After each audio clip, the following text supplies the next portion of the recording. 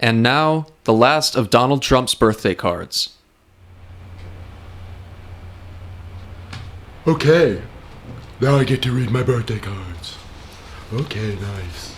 Number one. Okay. Dear Mr. President, happy birthday. It is an honor to work for you, and I wish you a very happy and healthy birthday and a wonderful year. Where's the rest of it? Not nearly nice enough. Fired! Next one. Better be better. Okay. Dear great and glorious exalted leader. Good start. You have given me a reason to live. Working for you is the most blessed honor anyone could ever give to me. I now know what it must have been like to be one of Jesus's to be so close to such holiness and greatness. You are like Ronald Reagan come back to life. Not better than Reagan or Jesus? Fired! Last one, this one better be good. Dear President, God's gift to the planet. Okay, good start. A true blessing handed down by God on high. Praise Jesus. More Jesus stuff. Who, let's be clear, you are even better than. Okay, that's good. And Reagan, total pussy compared to you. I always thought that guy was a bit of a fag. Yeah. You are the most popular president ever, which is why more people attended your inauguration than any other president. True. Any woman would be happy to have her pussy grabbed by you. Megyn Kelly is a bitch. This was a good one. This is my new Secretary of State. Okay, where's the ice cream?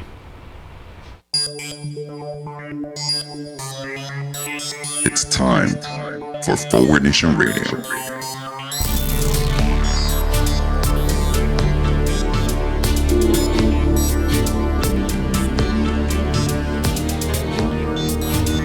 Now here he is, the host of Forward Nation Radio, David Leventhal. Welcome to Forward Nation Radio with me, David Leventhal, and just me, David Leventhal.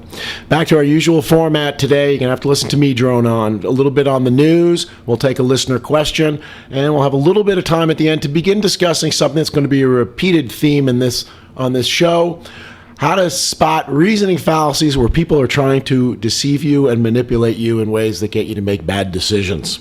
You're going to have to know what these are because they are used all the time.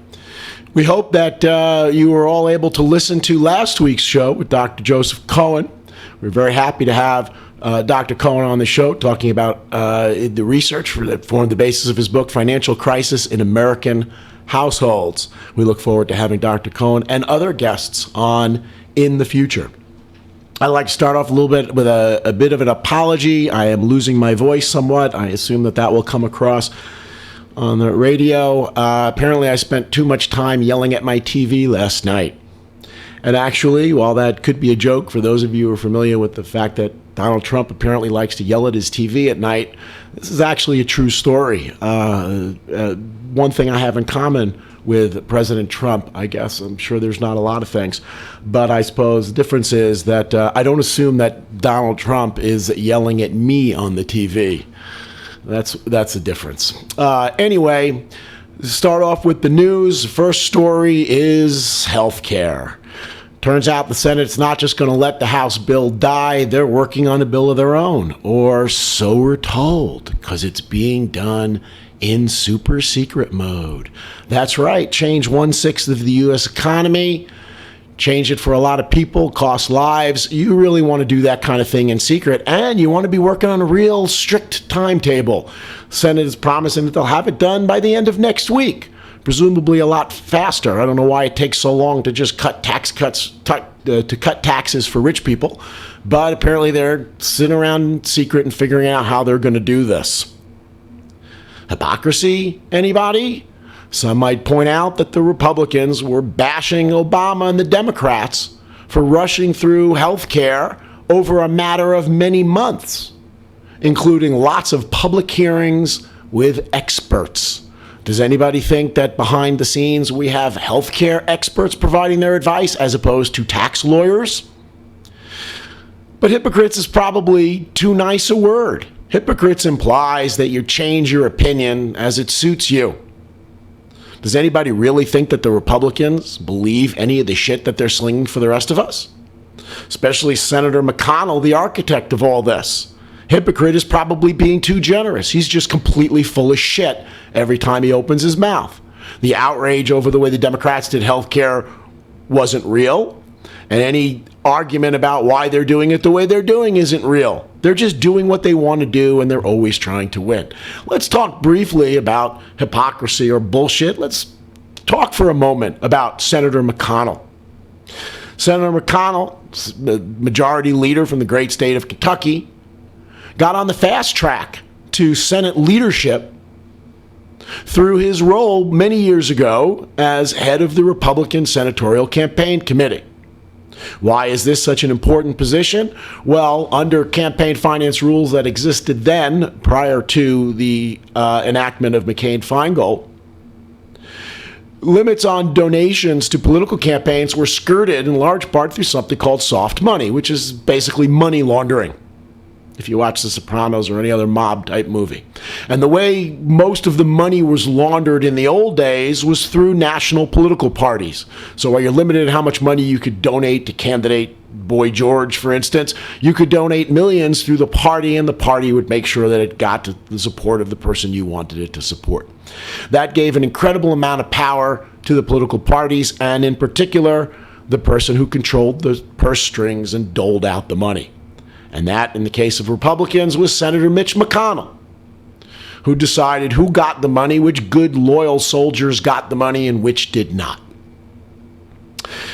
Senator McConnell, who was ennobled and emboldened by our campaign funding system, was a strong advocate for freedom of speech when it comes to spending money to buy candidates, buy media, buy elections. Strong advocate of freedom of speech. Well, Senator McConnell, strong advocate of freedom of speech. Years ago, a group of business leaders called the Committee for Economic Development came to our attention, and they came to the attention of a lot of people in this country. Committee for Economic Development is, as I indicated, a group of business leaders who got together to lobby and fight and argue for things that were important to their mutual interests.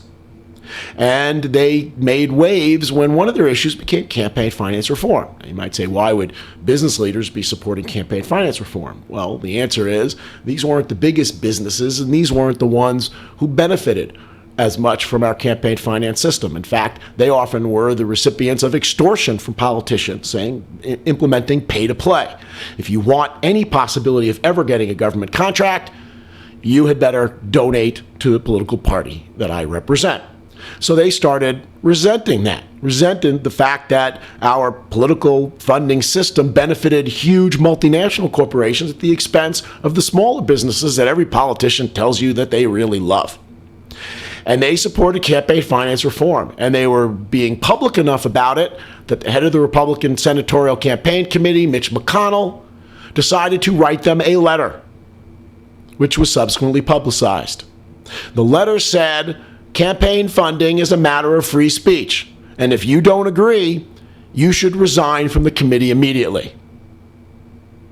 For those of you who are still working this out, why this is such an important letter, let me rephrase it. Campaign funding is a matter of free speech, and if you don't agree, shut the hell up.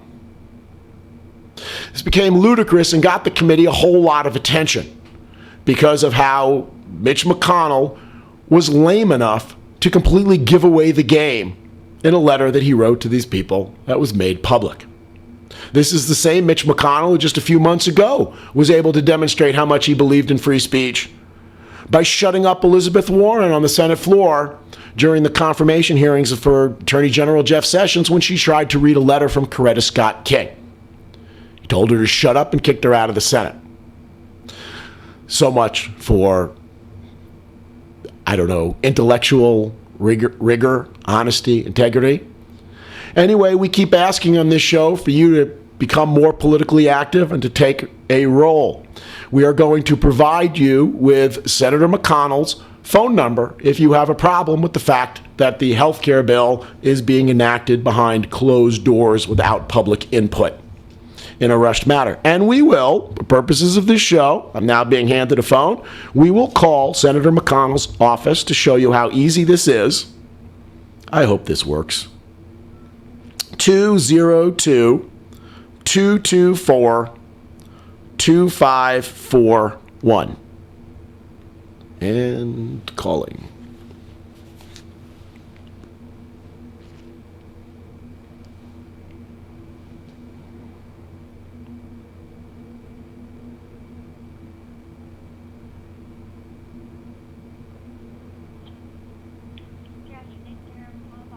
Yes, good afternoon. This is David Leventhal from Forward Nation Radio calling for the senator.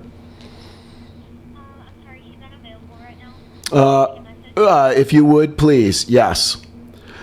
We want to express our outrage that the Republicans, led by the senator, are seeking to change 1/6 of the U.S. economy, affecting a lot of our citizens, and doing so in a rushed manner behind closed doors. And we wonder if his blatant hypocrisy is something that ever disturbs him or his constituents. Thank you very much for your time. That was it. Thank you.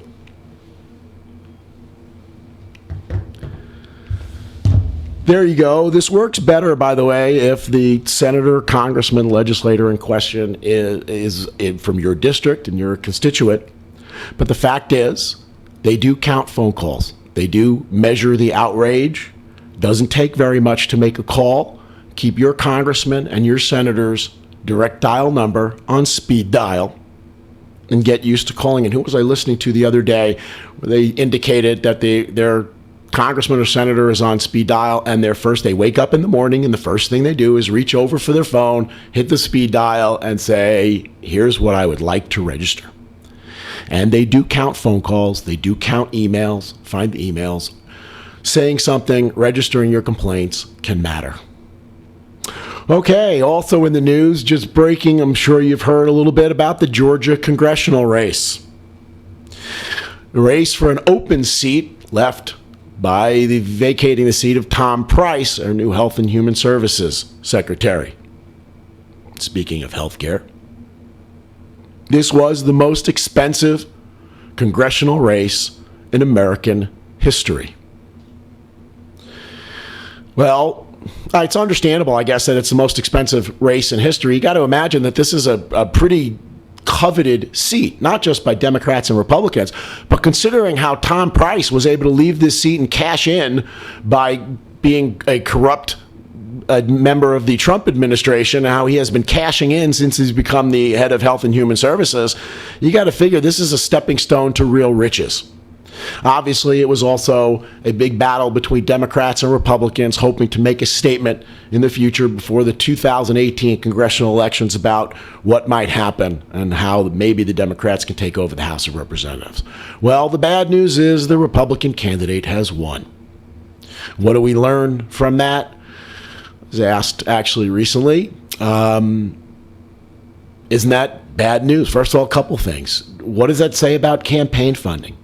It turns out that Jon Ossoff, the Democratic candidate, got a lot of money, raised a lot of money in this campaign. And in fact, vastly outraised his Republican opponent. So what does this say about campaign funding? Is it really overrated? Well, there's a couple of things I think to note about the campaign funding issue in this particular race. First of all, it's important to note that Jon Ossoff vastly outraised his Republican opponent because he was raising money from human beings. When it came to direct political contributions, he vastly outraised her. She, however, that's an incomplete part of the story, however. Because much of the money that is now spent on political campaigns is not done through direct donations because the power of very rich people, the amount that they can donate, is limited.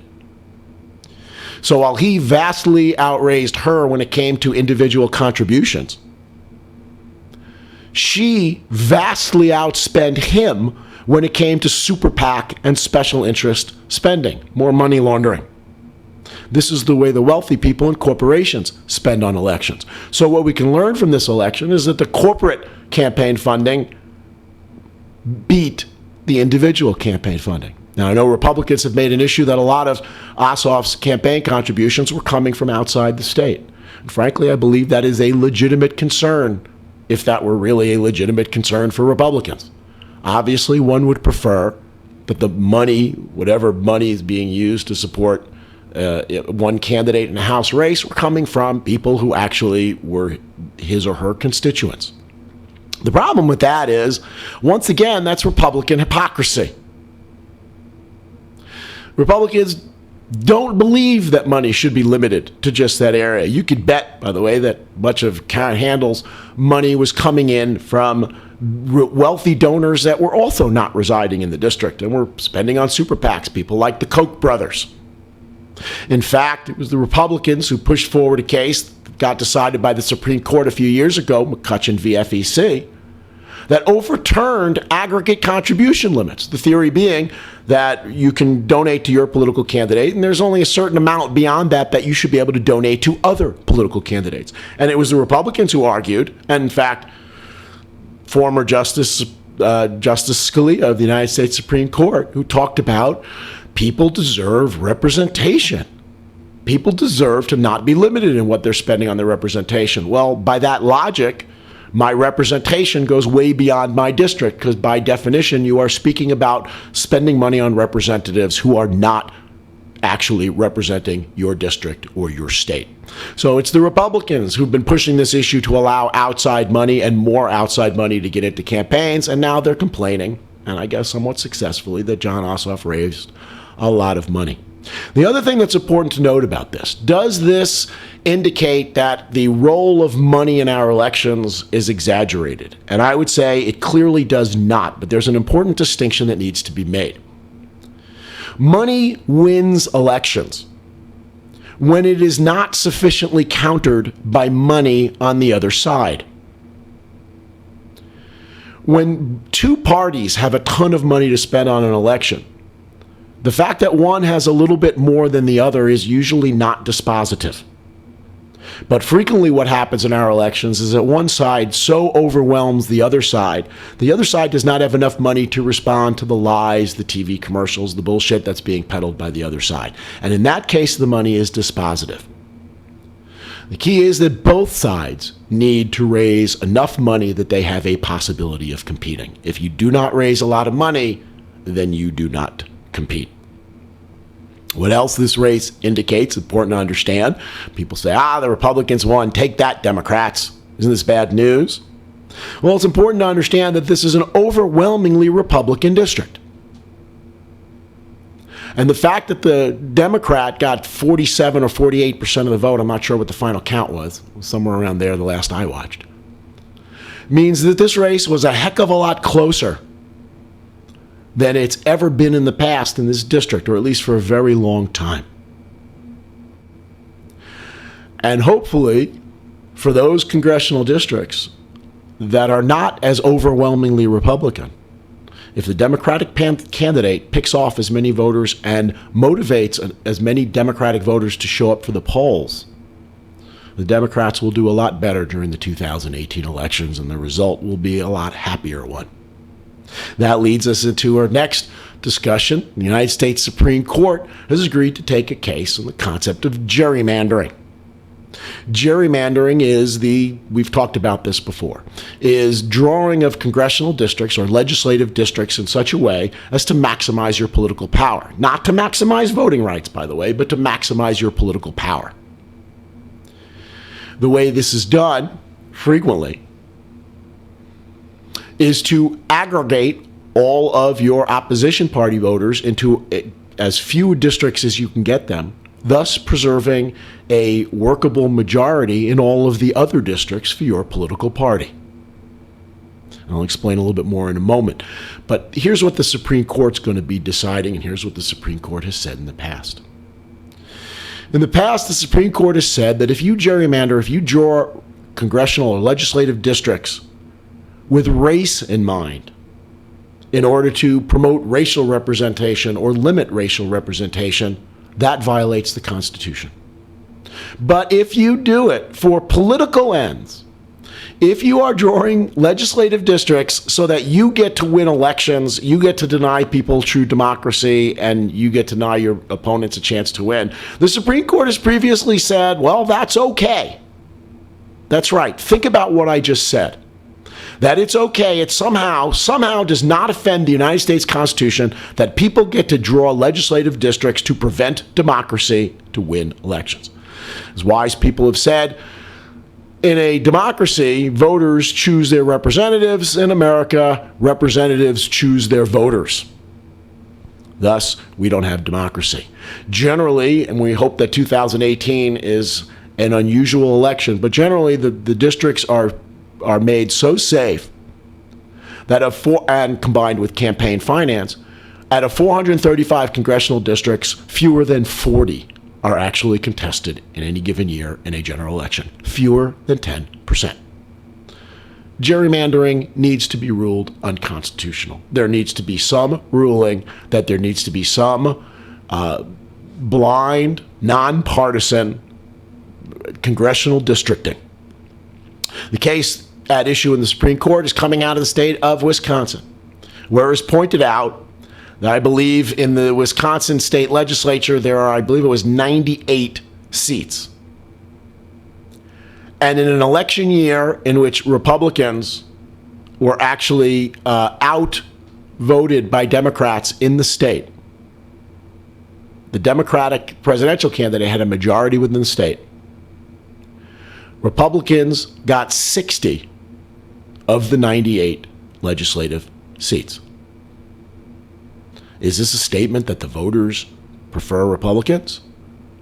If gerrymandering preserves Congress for Republicans in 2018, you can bet that the Republicans are going to respond by saying, see, the people voted, the people are behind us. And the fact is, the people won't have done anything of the sort. It's already being noted that the decision in the gerrymandering case is probably going to be made by the swing justice, Justice Anthony Kennedy, the conservative Republican who is not the extreme conservative as four of his brethren. This is why Merrick Garland is not on the United States Supreme Court. This is why the Republicans sought to make sure that they continued to maintain their Supreme Court majority. It shouldn't be Anthony Kennedy who's a swing vote. It should be Merrick Garland. And the result would probably be very different. Okay, a couple other quick things that need to be mentioned in the news. We're getting low on time at this point.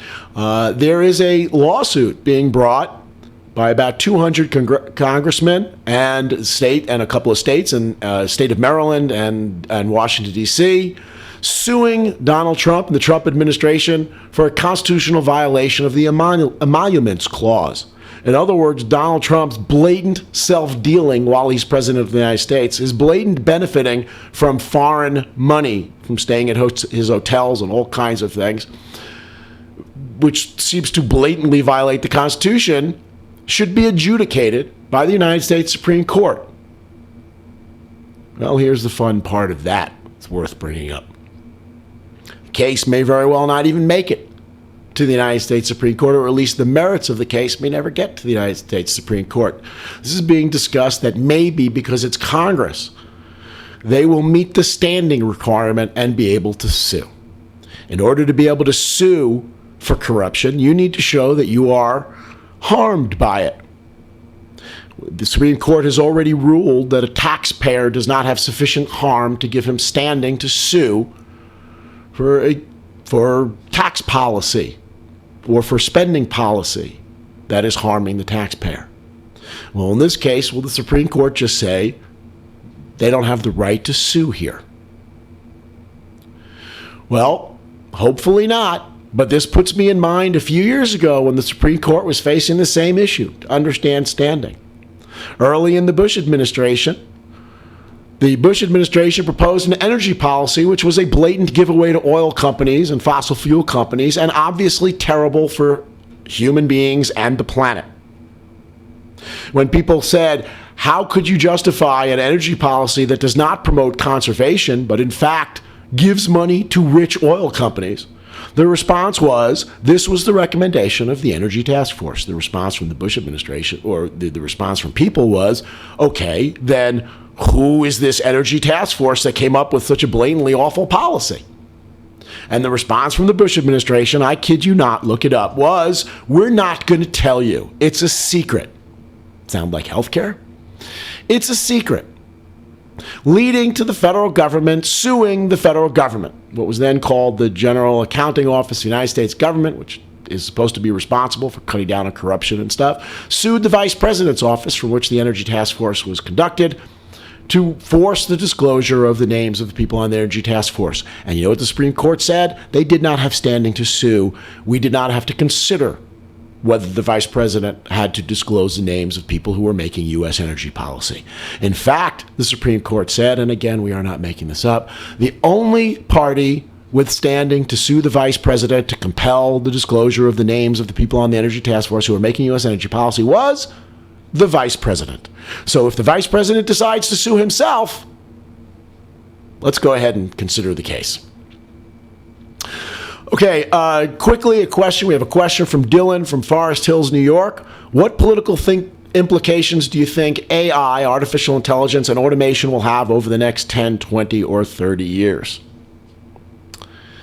That's an interesting question. The first, of course, is a two-part question. What are the economic implications? The economic implications of technology increases, of artificial intelligence, were predicted a long time ago by political philosophers and soothsayers and science fiction writers, who all wrote that robots were going to basically add leisure time to the average American, that the work week would get dramatically shorter for the average American, and we would be spending a lot of time on our couches counting our paychecks because the robots were doing the work for us. Turns out it hasn't worked that way. That was a very optimistic view of how society works. And it turns out that the gains from automation and AI, advanced technology, were not shared equally between the workers, labor, and the owners, capital. We've touched upon this issue several times in this class, the battle between capital and labor. Capital being represented by Republicans, labor being represented by everybody else. But the benefits of all this technology were not shared equally. In fact, all of the benefits were kept by capital. Thus, workers lost their jobs, and instead of getting a paycheck on behalf of the robot who replaced them, they're getting nothing except angry. So now, how does that translate into politics? Unfortunately, so far, the political implications have been that these people don't have enough knowledge to know who they should be angry at. Instead of yelling at the capitalists, the industrialists, and saying, I want my share, yelling at the government, saying, let's make, as long as we don't need all these people working, let's cut down the mandatory work week and let's have more people working less time for the same amount of money. Instead of that, they're yelling at environmentalists because they think that it's environmentalists that closed their coal mines and cost them their jobs. Their jobs, as we've indicated before, were gone long before that. Their jobs were gone when technology replaced them. So what do I think the political implications are going to be? So far, the political implications have been very negative. People have turned to a false prophet, a snake oil salesman, Donald Trump, who blatantly has absolutely no interest in their well-being, but who at least on occasion threw out a couple of bromides and bumper stickers that made them feel better. So my hope would be that the political implications in the long term and that people understand their suffering and the people they turn to save it haven't helped them. And maybe they decide to get informed so they should understand who will better represent them and make their lives better. barring that, and if that happens, I sadly expect it to be way off in the future, what we're going to see is them lashing out at whoever is running the government at the current time. So we're going to see everybody thrown out every 4 years and replaced by somebody else who's managing to promise them something better. I hope for a better reaction than that. Okay, reasoning fallacies. We're going to have to get into this next week. As expected, I went on a little bit long. But we're going to talk about things like red herring, distracting you, look the other way, equivocation, which has Kellyanne Conway's picture, and other tools that are used to let people make your life miserable while you think that they're doing you a huge favor. We hope that you join us next week. As always, we thank you for joining us this week.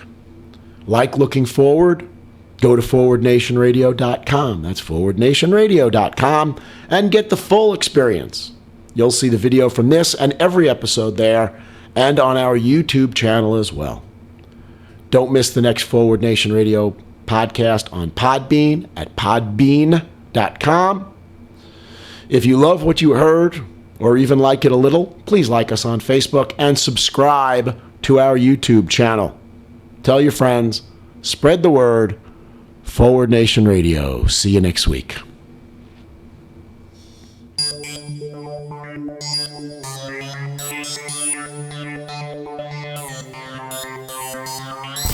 You've been listening to Forward Nation Radio with David Leventhal.